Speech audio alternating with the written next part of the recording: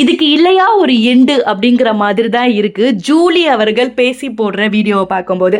டிவிக்கு தலைவர் விஜய் அவர்கள் தான் நிக்க போற தொகுதியா பெரம்பூர் அனௌன்ஸ் பண்ணதுக்கு அப்புறம் ஜூலி அவர்கள் என்ன பண்ணியிருக்காங்கன்னா, ஒரு 10 பேர் செஞ்ச கூட்டத்தை கூட்டிட்டு போய் போடுங்கய்யா ஓட்டு டிஎம்கேயை பார்த்து அப்படின்னு சொல்லிட்டு ஒரு கூச்சலிட்டு இருக்காங்க. இதை பார்க்கும்போது நிறைய பேர் வந்துட்டு பலவிதமான கமெண்ட்ஸை வந்து அவங்களோட கமெண்ட் செக்ஷன்ல போட்டிருக்காங்க.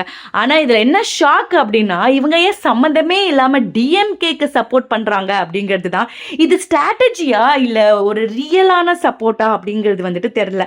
பெரம்பூர் மக்கள் எல்லாமே ஒரு மாதிரி ஆயிட்டாங்க இதை பார்த்ததுக்கு அப்புறமா. இந்த மூவ் டிவிகேக்கு அட்வான்டேஜா இல்ல ரிவர்ஸா போகுமா அப்படிங்கிறத பொறுத்துன்னு தான் பார்க்கணும்.